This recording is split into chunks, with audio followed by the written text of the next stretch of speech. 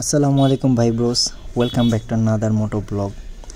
তো এখন আমার গন্তব্যস্থল হচ্ছে সুজনের দোকান, মানে যেখানে আমার এই বাইকটাকে সার্ভিসিং করাই, সেই দোকানে যাচ্ছি। সেটাই হচ্ছে আমার গন্তব্যস্থল। মূলত বাইকটা অনেক দিন ধরে ওয়াশ করানো হয় না, যার কারণে বাইকটা খুবই নোংরা হয়ে আছে। আমার এটা আবার পালসারটাও, যদিও অনেকে জানেন আমি বাইক কেনা বেচা করি, প্লাস এগুলোর যত্ন নিতে হয়, কারণ নিজের যদি ভালো না লাগে কাস্টমার আয়ত্তে চাচাও দিয়ে সিভিজেট নিয়ে বাড়িয়েছে।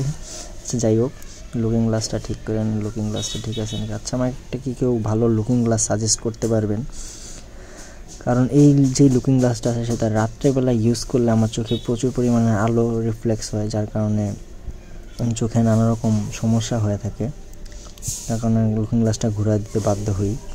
যদি কেউ একটু অরিজিনাল বা ভালোর মধ্যে যদি কোনো লুকিং গ্লাসের সন্ধান পান, আমাকে প্লিজ একটু কমেন্ট করে জানাবেন। তো এখন আছি হচ্ছে মনিরুর রহমান গার্লস স্কুলের সামনে, স্কুল অ্যান্ড কলেজ, স্কুল বললে আবার সবাই মাইন্ড করবে। যাই হোক, উত্তর আমার হাতে আমি যাইতেছি।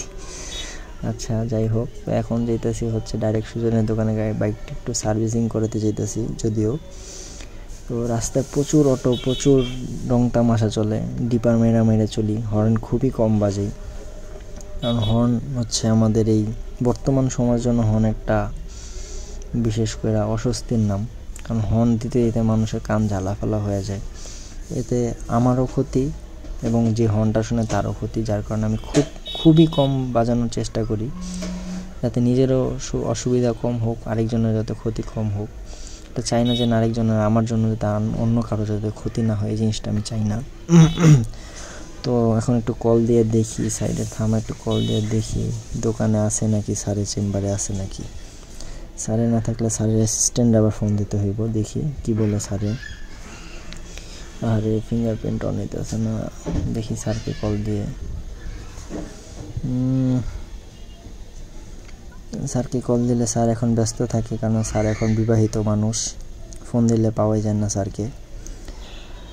তো কয়েক দফা কল দেওয়া হইলো স্যারকে, স্যারের ফোন ব্যস্ত। এখন দেখি স্যারের অ্যাসিস্ট্যান্ট হয়তো দোকানে আছে, স্যারের অ্যাসিস্ট্যান্টের কাছেই যায় সার্ভিসিংটা করে নেই। তো এখন হচ্ছে ডিস্টিলারি রোড, ভাগ্যকুল মিষ্টান্ন ভাণ্ডারের সামনে। তো এখান থেকে আমরা যাচ্ছি ফুল পাওয়ার কদম রসুল মসজিদের সামনে, যেখানে আমি বাইকটা সার্ভিসিং করে থাকি। আর আমার হাতের বাম পাশে হচ্ছে সীমান্ত খেলাঘর। এখানে ছোটো থাকতে অনেকবারই ড্রয়িং শিখছি, মানে লেজার টাইমে, ফ্রি টাইমে। ড্রয়িং আমার এক কথায় হবি বলতে গেলে, কারণ ছোটোর থেকে এখানে আসতাম যাইতাম। কিন্তু এক সময় যখন সময়ের তাগিদ, সময়ের যখন অভাব ছিল, স্বল্পতা ছিল, তখন আর এটা কন্টিনিউ করা হয়নি। যদি আবার সময় হইলে আবার এখানে আসা হবে। প্যারা নাই। ক্যামেরা একটু উষা করে নিলাম, মনে হচ্ছে ক্যামেরা নিচে নেমে গেছিলো। তো এই গল্লি দিয়ে আমরা এখন বের হয়ে গেলাম ধূপখোলা মাঠের সামনে।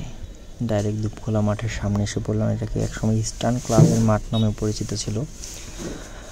আর যখন ছোট ছিলাম তখন এই জায়গাটাতে গরুর হাটটা এসে পড়তো। ঠিক এই সময়টার মধ্যেই, মানে এই টাইমটার মধ্যেই গরুর ট্রাকগুলো এই গলিটা দিয়ে ঢুকতো। বাম পাশে এই গলির ছিল একটা গেট, ছিল ইস্টার্ন ক্লাবের গেট। সেখানে ফার্স্ট ট্রাক ঢুকতো গরুর। এই যে বাম পাশে গাড়িটার এখানে একটা গেট ছিল।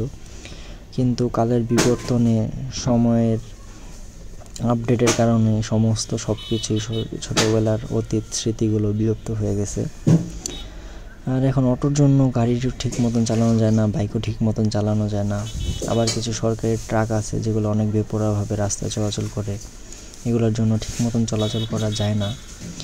যার কারণে আমি দিনের বেলা খুবই কম বেরোই। রাত্রেবেলায় বেশি বের হওয়া পরে আমার, মানে দুপুরবেলা বাইকটা একটা টেস্ট রাইড দিয়ে, আমি প্রতিদিনই বের হওয়ার আগে সুজন ভাইকে দেখে টেস্ট রাইড দেওয়াই, কিন্তু দেখো গাড়িটা ঠিক আছে নাকি। কারণ ডেলি আমার 30-40 কিলো রাইড করা পড়ে।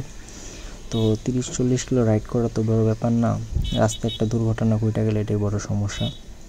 যার কারণে আমি প্রতিনিয়ত বের হওয়ার আগে একটা টেস্ট রাইড দিয়ে নিই যে বাইকে কোনো সমস্যা আছে নাকি। আর দুর্ঘটনা বা সমস্যা, সুবিধা অসুবিধা সব কিছুই ভাগ্যের ব্যাপার।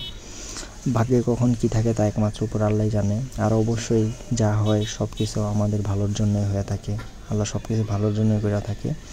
কিন্তু এই সব কিছু আমাদের নিজের কর্মের মাধ্যমে চেঞ্জ করা লাগে। যদি আমি কর্ম না করে সারাদিন শুয়ে বসে চিন্তা করি আমার ভাগ্য খুলবে, তাহলে এটা কখনোই সম্ভব না বা পসিবল না। তো তো সবসময় উচিত স্ট্রাগল করা, নিজের স্বপ্ন বাস্তবায়ন করা একমাত্র। এখন যদি এই স্বপ্নগুলো বাস্তবায়ন করার জন্য বাসায় বসে যদি ভাবা লাগে, তাহলে কিন্তু আর স্বপ্নে কখনোই বাস্তবায়ন করা সম্ভব হবে না। তো আমি এসে বললাম সুজন ভাইয়ের চেম্বারে। এটা হইতেছে অ্যাসিস্ট্যান্ট রাজু, যে কিনা অলরাউন্ডার নামে পরিচিত। রাজু অলরাউন্ডার, ওর কাছে এমন কিছু নাই যে সম্ভব না। তো ভয়েসটা কিন্তু আমি পরেই দেওয়া লাগতেছে, কারণ মাইক্রোফোনটা আমার বাইরে, আর ক্যামেরাটা বাইরে। আর মাইক্রোফোন যদি আমি একটা ইনপুট করি, এতে কিন্তু আমার ক্যামেরার যেই কেসটা খুইলে আমার মাইক্রোফোনটা ইনপুট করা লাগবে, যার কারণে আমি এটা করি নাই গা। ক্যামেরার মাইক্রোফোন দিয়ে সব কিছু হইতেছে। তো এখন এসে বললাম যে তোমার স্যার কই?